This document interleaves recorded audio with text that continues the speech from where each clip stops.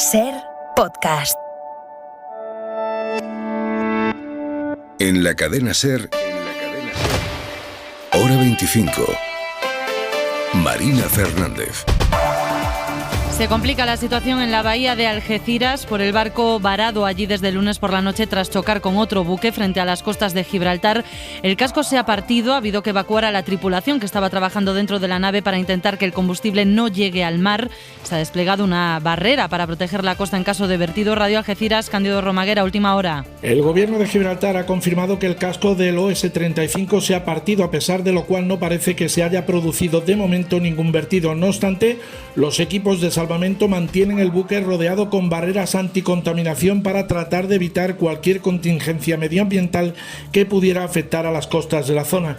Mientras tanto, los 24 tripulantes del granelero y 6 inspectores que se encontraban a bordo han tenido que ser evacuados, a la vez que todas las operaciones del puerto de Gibraltar han sido suspendidas. Ante este nuevo panorama, lo que no se descarta es que la Junta de Andalucía eleve el nivel de la fase de preemergencia del plan de emergencia por riesgo de contaminación del litoral. Gracias, Cándido. Es la última hora de un miércoles en el que casi 24 horas después Rusia sigue sin decir si va a despedir o no a Gorbachov, al último presidente de la Unión Soviética, con un funeral de Estado. Ahora lo ampliamos. Antes el tiempo. Jordi Carbó, buenas tardes. Buenas tardes. A esta hora están desapareciendo ya todas las tormentas después de una tarde de nuevo de tiempo muy severo en el nordeste de la península, y con la llegada de la noche incluso desaparecerán las nubes, de manera que esta noche va a refrescar con más facilidad, especialmente en el interior peninsular, y mañana nos espera una jornada de sol, todavía algunos chubascos en Canarias, pero van a la baja, también el viento, y en general sol, ratos de nubes en el Cantábrico y temperaturas un poco más bajas las máximas, pero aún así el ambiente será plenamente veraniego. La tarde se presenta con alguna tormenta, pero mucho más local, cerca de los Pirineos y al sur de la Ibérica. Por esas tormentas en Cataluña, el teléfono de emergencias ha recibido hoy 500 llamadas. Hay, por ejemplo, coches destrozados, motos y árboles derribados en Barcelona. Nada, de todas formas, tan grave como la enorme granizada que descargó ayer en la provincia de Girona, con bolas de granizo de hasta 10 centímetros, una tormenta que provocó la muerte de una niña de 20 meses en la Bisbal de Empordà, porque una de esas bolas le golpeó la cabeza. La granizada ha provocado además más de 60 heridos y desperfectos en la zona. Se calculan ahora los daños y la alcaldesa del municipio piensa si pedir la declaración de zona catastrófica. Es Carme Val. Se rompieron los cristales de los coches, los tejados también han quedado muy afectados. Miraremos si desde del Gobierno de la Generalitat y desde el Estado español pueden ayudarnos a reconstruir todos estos desperfectos que hemos tenido. Ahí media, Hora 25 Deportes. Jesús Gallego, buenas tardes. Buenas tardes, 48 horas para que se cierre el mercado de fichajes. El nombre del día es Carlos Soler, que viaja a París para pasar reconocimiento médico con el Paris Saint-Germain, donde va a ser traspasado desde el Valencia por 20 millones de euros. En el Open de tenis de los Estados Unidos, Nadal se clasificó para segunda ronda la pasada madrugada. Ahora están jugando ya otros 4 españoles buscando la tercera ronda. Y en la Vuelta Ciclista, jornada de abandonos de ilustres. Sivakov y Yates lo dejaron por COVID y el francés Alaphilippe por una caída. Así empieza Hora 25. Con la duda de si Rusia hará o no un funeral de Estado al último presidente de la Unión Soviética, Mikhail Gorbachov, que murió anoche a los 91 años. Y eso, que no sepamos aún cómo va a despedir el Kremlin a un hombre de una trascendencia histórica incuestionable, da la medida de lo lejos que está Putin ahora mismo del hombre que abrió la Unión Soviética al mundo. De hecho, lo único que ha dicho el actual presidente ruso es que Gorbachov tuvo un enorme impacto en el curso de la historia mundial. Un pésame sobrio, escueto, que contrasta con el aluvión de reconocimientos que le han llegado a Gorbachov desde Europa y de Estados Unidos. Empezamos en Moscú, desde ahí informa para la SER Javier González Cuesta. Hace casi 24 horas que murió Mikhail Gorbachov y Vladimir Putin todavía no ha decidido si se le concederá un funeral de Estado. Este sábado tendrán lugar el velatorio y el entierro del mandatario que puso fin a la Guerra Fría, pero aún se desconoce si el Kremlin quiere rendirle honores de estadista. La hija de Gorbachov, Irina, ha confirmado que el velatorio será en el Salón de Columnas de la Casa de los Sindicatos de Moscú y por la tarde será enterrado en el cementerio Novodevichy junto a los restos de su esposa. El presidente Putin publicó esta mañana unas condolencias muy medidas donde reconoció su importancia histórica, aunque dejó caer que no hizo lo que debía para evitar lo que el actual presidente considera una enorme tragedia: la fragmentación de la Unión Soviética. Frente a la tibia reacción de Rusia, tenemos todo un carrusel de condolencias y de reconocimientos que han llegado desde Estados Unidos y Europa a la figura de Gorbachov. Victoria García, buenas tardes. Hola, buenas tardes. Un hombre de Estado que ayudó a acabar con la Guerra Fría, el gran reformador, dice de él Javier Solana. El reformador. Permitió acercarse a Europa, visionario, hombre de consenso, son algunos de los calificativos que se han oído hoy para ensalzar la figura del hombre de la perestroika, dice Felipe González. He vivido tanto con Gorbachov y contribuyó decisivamente a cambiar el mundo. En el Reino Unido, Boris Johnson dice que Gorbachov fue una de esas personas que cambió el mundo para mejor y así aparecerá en los libros de historia. El canciller alemán Scholz lo recuerda como un valiente reformista cuya perestroika hizo posible restablecer una democracia en Rusia que ahora ha fracasado. Uno de sus grandes amigos en el panorama internacional, el que fuera primer ministro de Canadá, Mulroney, que no ocultaba hoy su tristeza. Éramos amigos, éramos muy amigos en un mundo conflictivo porque era un hombre que buscaba el acercamiento, totalmente opuesto al actual presidente ruso. Desde Europa, el alto representante Josep Borrell dice que Gorbachov era una figura de consenso, un gran estratega y un político de unidad dentro y fuera de Rusia. Se han esforzado los países occidentales en contraponer el legado de Gorbachov con el mandato autócrata de Putin, autor de la invasión de Ucrania. Esta tarde los 27 han acordado precisamente endurecer las condiciones por las que se conceden visados a los ciudadanos rusos. Los países del este, los más próximos geográficamente a Rusia, y también los bálticos exigían suspenderlos, pero finalmente solo se van a endurecer. Ángel Villascusa. Los 27 ministros de Exteriores han acordado el fin del acuerdo entre Rusia y la Unión Europea que facilitaba los visados de entrada a los ciudadanos rusos. No era la posición más dura que han representado los países del Báltico, Finlandia y Países Bajos y del Este, con la salvedad de Hungría, que reclamaban la prohibición total de los visados turísticos e impedir así la llegada de los ciudadanos rusos a Europa por motivos de ocio. En su lugar, los ministros de Exteriores han acordado endurecer el acceso a esos visados, encarecer el procedimiento y exigirles además más papeleo, la opción que respaldaban España, Francia o Alemania. El ministro de Exteriores español, José Manuel Álvarez, explicaba a la salida de ese encuentro qué suponen esos cambios. Ahora de lo que se tratará es que será necesario analizar solicitud de visado por solicitud de visado para ver exactamente frente a quién estamos. Si está en una de las categorías de aquellas personas que queremos que sigan pudiendo acceder a nuestros países, no habrá ningún problema. Si por el contrario pertenecen a esas categorías de personas que participan el esfuerzo de guerra de Vladimir Putin, tendremos todos la posibilidad de no permitirles la entrada. Desde la invasión de Ucrania en febrero, Europa ya había suspendido partes de ese acuerdo, dificultando la entrada a personas cercanas al Kremlin o de los titulares de pasaportes diplomáticos. Todo esto mientras Putin sigue jugando contra Europa la baza energética. Isabel Villar, buenas tardes. Buenas tardes. Rusia ha cortado desde hoy el suministro de gas a Europa a través del Nord Stream 1 por teóricas labores de mantenimiento en el gasoducto. La idea es que vuelva a estar operativo el sábado, pero hay dudas de si es la excusa técnica la que va a usar Putin para cerrar definitivamente ese grifo. De hecho, Gazprom va a cortar mañana el suministro de gas a la compañía francesa Engie por no pagar en rublos. Solo el 4% del gas que importaba esta empresa era ruso, pero es el camino que sigue transitando Putin hacia el cierre total del grifo. Ha dicho la primera ministra francesa que ya tienen suministro alternativo. En todo caso, la inflación en la zona euro, también por culpa de la crisis energética, sigue aumentando en este contexto de guerra. Isabel. Ha superado por primera vez el 9% tras volver a subir en agosto, 2 décimas respecto a julio. Está en el 9,1%, aunque hay países, los bálticos, donde la inflación está por encima del 20%. España en el 10% se queda en medio de la tabla, pero en todo caso este nuevo récord en la subida de precios redobla la presión sobre el Banco Central Europeo para volver a subir tipos de interés en su reunión la semana que viene. A la espera de esa decisión, el caso es que el Euribor ha cerrado ya agosto con la media mensual más alta en más de una década, por encima del 1%.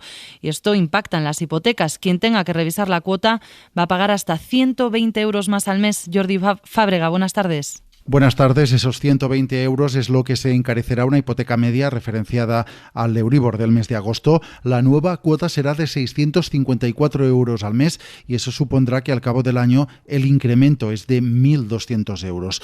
Todo por la subida del Euribor que se ha acelerado en los últimos días y que ha llevado a este indicador a terminar el mes con el dato más elevado desde mayo de 2012. Está el Euribor medio de agosto en el 1,250%. Además, los economistas apuntan a que el Euribor seguirá subiendo a medida que se incrementen los tipos de interés oficiales y el traslado de estas subidas terminará llegando a las hipotecas variables que se tengan que renovar en la segunda mitad de este año. Septiembre empieza mañana además con la luz por encima de los 400 euros el megavatio hora. Aun con el tope del gas, el precio de la electricidad en el mercado mayorista acumula con el de mañana 4 días por encima de esa cota y la factura del mes de agosto que termina hoy va a ser la segunda más cara de la historia, de más de 158 euros según las asociaciones de consumidores. Eso aquí, porque en otros países, sin excepción ibérica, como Alemania o Francia, la luz para mañana está todavía más cara, 571 euros en Alemania o 635 en Francia. Rubén Sánchez es el portavoz de Facua. El tope al gas ha tenido un efecto positivo, ha frenado un incremento de la factura aún mayor, como el que se está dando en el resto de Europa, pero hay que ir mucho más allá en las medidas. Pide esta organización de consumidores que el Gobierno extienda el bono social a la mayoría de españoles, salvo a las rentas más altas. Y con este panorama, esta tarde hemos sabido que la empresa Saika, empresa líder en Europa de fabricación de papel, producen 3 millones de toneladas al año, ha tenido que cerrar 3 de sus 4 plantas de cogeneración de energía. Todas están en la provincia de Zaragoza, son muy importantes para suministrar la energía necesaria para fabricar papel. Piden al Gobierno medidas para que esa cogeneración, el sistema que utilizan para generar energía, no se quede fuera de la excepción ibérica como pasa ahora.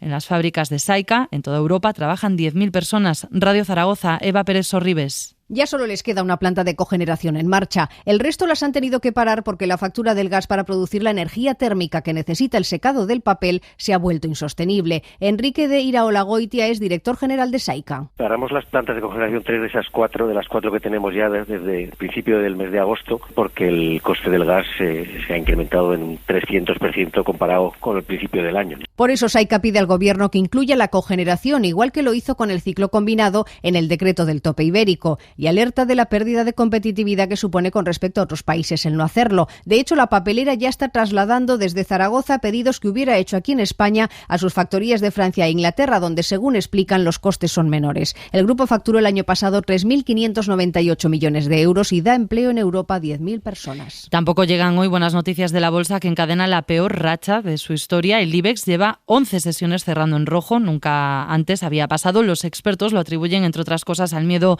a una posible recesión. Pablo Anzola, buenas tardes. Sí, y es que el IBEX ha perdido más de un 7% desde que, tras 11 sesiones seguidas en verde, tocase a mediados de agosto los 8.500 puntos. Pero desde entonces los bancos centrales han endurecido su tono contra la inflación, han asumido una ralentización económica y eso ha llevado al IBEX a encadenar la peor racha de su historia con 11 sesiones consecutivas en negativo. El selectivo español termina agosto por debajo de los 7.900 puntos, con una caída de más del 2% en el acumulado mensual y del 9% en lo que va de año. Víctor Álvaro González, analista de Nextstep Bolsas, apunta a un principal condicionante en esta tendencia. Lo que va a marcar lo que ocurre en las próximas semanas y meses es exclusivamente la inflación. Y digo la de Estados Unidos porque lo que mueve los mercados, las bolsas en concreto, es Wall Street. Una inflación que sigue disparada en Europa y que ha terminado pesando también sobre el resto de parques del viejo continente. Las bolsas de Londres, Frankfurt o París terminan también en rojo el mes de agosto, a las puertas de un otoño que se prevé complicado. Sobre el contexto económico y sobre el ahorro de energía va a girar el debate que van a tener Sánchez y Feijóo el próximo martes en el Senado. El líder del PP ha corregido hoy la posición de su partido sobre este cara a cara con el presidente del Gobierno. Los populares, que venían pidiendo ese debate, criticaron ayer a Sánchez por acotarlo a la cuestión del ahorro energético en el contexto económico actual. Querían un debate de política general, decían. Hoy Feijóo agradece que Sánchez vaya al Senado, aunque sea solo un poco, dice. Yo agradezco que al final pues venga a hablar al Senado. Es verdad que el domingo dijo que vendría a hablar, el lunes dijo que no vendría a hablar y ayer dice que viene a hablar solo un poco. Pues aunque sea solo un poco, ¿Vamos a hablar en el Senado?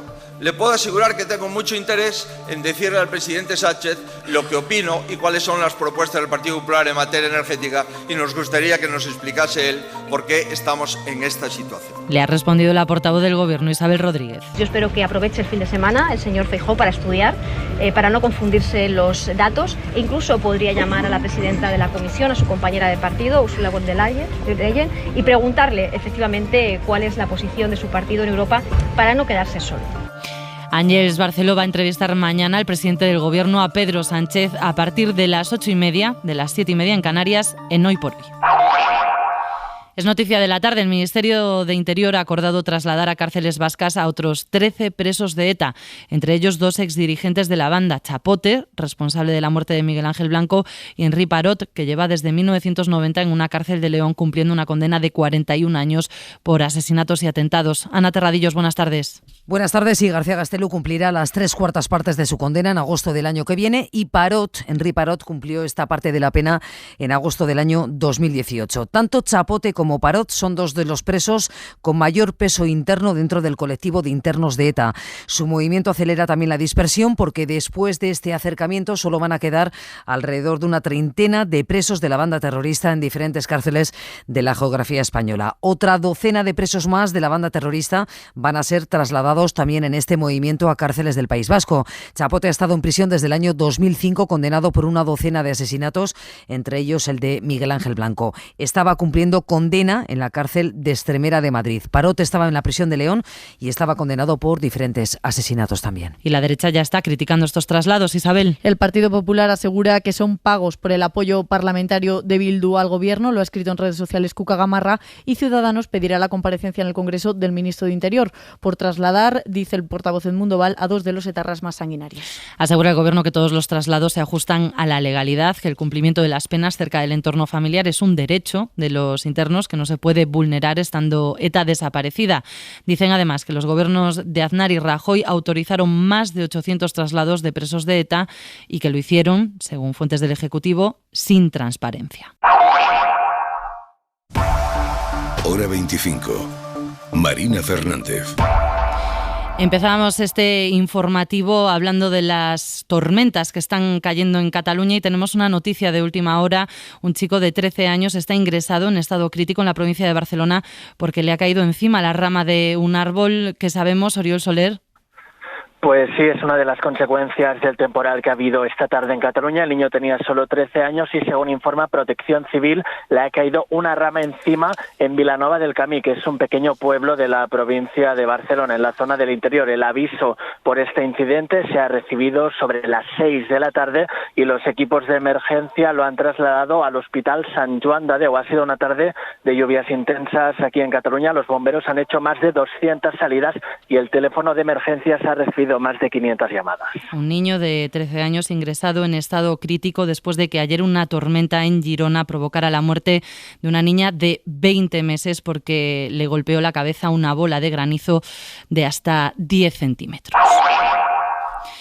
Más cosas. El Departamento de Justicia de Estados Unidos ha presentado hoy nuevas pruebas en la investigación abierta contra Donald Trump. Los investigadores acusan al equipo del expresidente de dedicarse a esconder papeles confidenciales en distintos sitios de la mansión de Florida, pese a que los abogados de Trump habían dicho que en esa residencia no quedaban archivos de ese tipo. En el registro, explican los investigadores, se demostró que mintieron, porque los agentes encontraron más de un centenar de documentos secretos.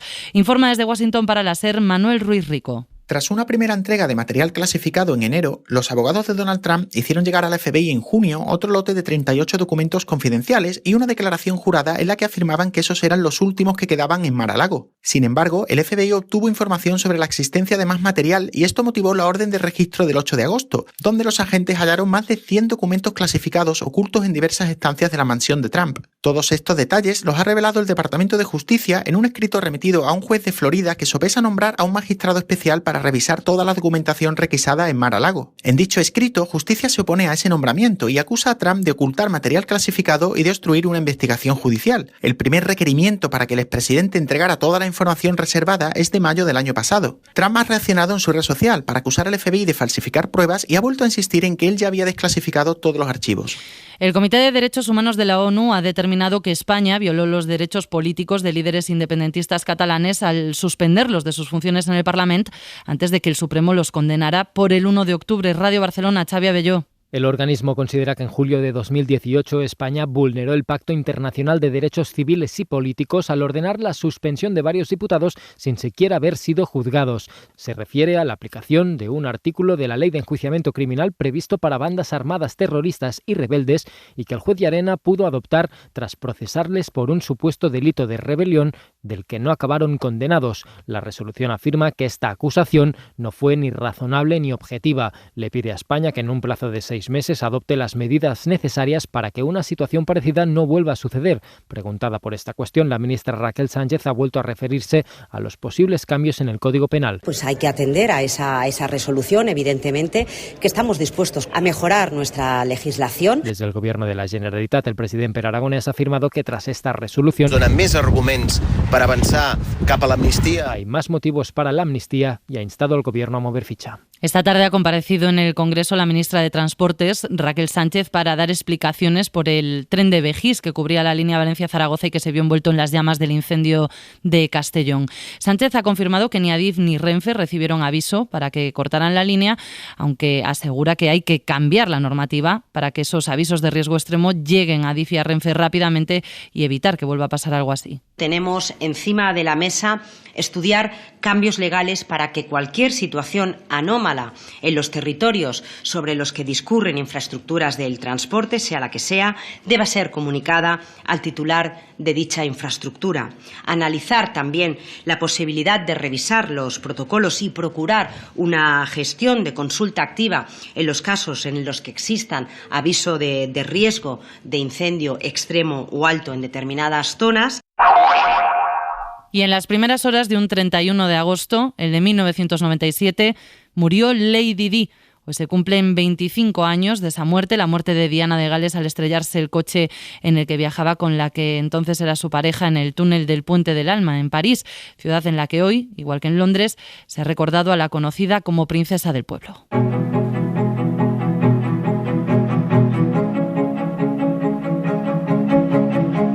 En París han sido muchas las personas que se han acercado hoy al Puente del Alma, donde murió la princesa, y le han rendido homenaje frente a la Llama de la Libertad, una estatua ubicada encima del túnel donde se produjo el accidente. Se trata de una reproducción tamaño real de la antorcha de la Estatua de la Libertad, que con los años se ha convertido en un memorial dedicado a Lady Di.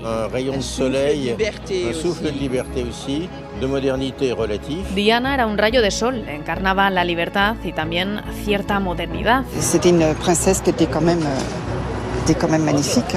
Y je trouve que c'est une femme complètement intemporelle. Magnífica, atemporal, así es como se la recuerda hoy en la capital francesa, donde se le ha rendido homenaje. Y hoy más que nunca, la base que sostiene esta llama, este monumento, está decorado con velas, flores, decenas de fotos, algunas en forma de corazón, mensajes recordando a Lady Di y también el número 25. Aquí en Londres, el aniversario de su fallecimiento se está celebrando en el Palacio de Kensington, en Hyde Park, donde vivió la princesa y donde se le está rindiendo hoy este tributo popular espontáneo.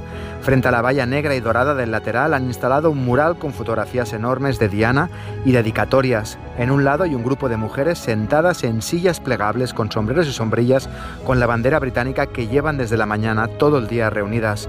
Hay muchos medios de comunicación, la mayoría es prensa extranjera, decenas de personas se acercan para depositar flores o simplemente para recordar a Diana, como estas dos mujeres de unos 60 años que viven en Knightsbridge y que cuentan que vienen cada año, cada 31 de agosto. La Casa Real no ha organizado ningún acto oficial. Cuando les preguntamos a estas mujeres por el trato que la monarquía dio a Diana, su respuesta es clara. No comment. No comment. No comment on that. Yeah, no. Es conmovedor ver cómo 25 años después Diana sigue teniendo esta conexión con la gente. Información desde París con Sara Canals y desde Londres con Daniel Postico. Hora 25 con Marina Fernández. No solo los incendios han marcado aquí este verano, también el intenso calor, y ante fenómenos como estos, los epidemiólogos piden ya planes de prevención para evitar las muertes relacionadas con el calentamiento del planeta. Dicen que los fallecidos por olas de calor como las que hemos sufrido este verano podrían llegar a triplicarse en el año 2050 y llegar a suponer más de 14.000 muertos si no se empiezan a tomar medidas. Teresa Rubio. El problema es que, según las previsiones, en la próxima década las temperaturas pueden llegar a aumentar hasta 0,7 grados. Nos estamos aclimatando a un ritmo de 0,2, podemos decir. Eso sería la adaptación, la aclimatación natural de un ser vivo. Pero claro, hasta ese 0,6 hay que meter 0,4, que lo metemos con medidas adicionales. Es Julio Díaz, de la Unidad de Referencia en Cambio Climático del Instituto de Salud Carlos III, y las medidas adicionales a las que se refiere son planes de prevención, mejoran infraestructuras, adaptar las ciudades al calor con más zonas verdes y azules y rehabilitar viviendas. Si conseguimos adaptarnos, pues nos quedaremos, la mortalidad, como decíamos antes, nos quedaremos en torno a esas 1.500 muertes al año en 2100. Ahora bien, como no nos adaptemos, esos 1.300 pasarán a ser 13.000 muertes al año. Recuerdan los epidemiólogos, la crisis climática también es una crisis de salud. Ni hablar con los demás, ni enviar fotos, ni mucho menos comunicarnos a través de notas de voz. Una de las funciones más útiles de WhatsApp es tener un grupo para hablar con uno mismo y enviarnos cosas, para no olvidarnos. Pero ahora hay que hacer alguna que otra virguería para conseguirlo. Crear un grupo con alguna otra persona y obligarla después a que se vaya o expulsarla uno mismo. El caso es que WhatsApp va a atajar este problema. Está trabajando en una actualización que va a permitir a cada usuario crear directamente esta especie de monólogo interior. Lidia Ramón. Después de años de insistencia, WhatsApp dejará finalmente a sus usuarios que utilicen la aplicación como su propio bloc de notas. Es el final de los famosos grupos llamados Cosas, Hola o Yo mismo. A partir de ahora, nuestro número de teléfono será el primer contacto de la lista para que así podamos escribirnos a nosotros mismos sin tener que crear un grupo con algún familiar o un amigo para después tener que echarlo. Eso era hasta ahora la única forma de poder utilizar el WhatsApp como una especie de agenda personal. Confiesan los usuarios que lo utilizan para prácticamente todo. La lista de la compra, guardar mensajes, enviar alguna cosa, algo que quiera ver más tarde, algún vídeo de TikTok. Para películas que quiero ver o que estoy viendo. Incluso para planificar bien sus mensajes. Preparar mensajes cuando me peleo con gente. Temen que algún día todo lo que guardan en esos grupos pueda borrarse. Y ahora mismo pierdo el WhatsApp y pierdo toda la documentación. Una actualización muy esperada que ya está en fase de desarrollo, pero que todavía no tiene fecha de lanzamiento, por lo que de momento habrá que seguir conformándose con los grupos. Y terminamos en Italia porque hoy empieza el Festival de Cine de Venecia, que este 2022 celebra además su 90 cumpleaños. Lo hace con una diva del cine, Catherine Deneuve, lista para recoger esta noche el León de Honor a toda su carrera. Ella es el nombre propio de esta edición del festival, que está llena de cine americano y dominada por Netflix y las producciones de Hollywood. Enviada especial de la SER a Venecia, Pepa Blanes, buenas tardes. ¿Qué tal? Buenas tardes. La verdad es que el inglés es el idioma que domina esta edición del certamen, y es que si Cannes es la resistencia del cine de autor, Venecia se ha abierto a Hollywood, pero sobre todo a Netflix. La plataforma presenta aquí las películas que quiere llevar a los Oscar y Venecia es el escaparate inicial para lograrlo. Vendrá Iñárritu con Bardo, estará Ana de Armas con Blonde y un montón de estrellas americanas, desde Harry Styles, que debuta como actor, Hugh Jackman o Cate Blanchett. Pero de momento la que ha llegado es Catherine Deneuve.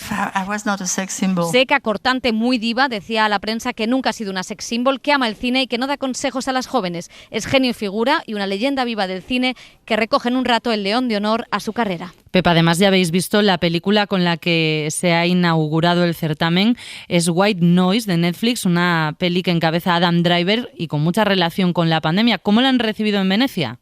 Pues de una manera fría. Es una película interesante que adapta la novela del escritor americano Don DeLillo, uno de esos eternos candidatos al Nobel, sobre una pareja que teme a la muerte, que vive un accidente tóxico, y eso es lo que recordaba la pandemia.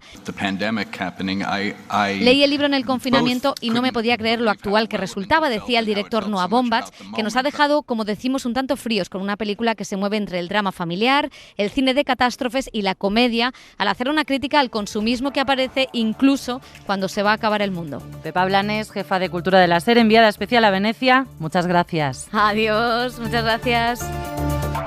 Suscríbete a Hora 25. Todos los episodios y contenidos adicionales en la app de Cadena SER y en nuestros canales de Apple Podcast, Spotify, iVoox, Google Podcast y YouTube. Escúchanos en directo en la SER de lunes a viernes a las 8 de la tarde.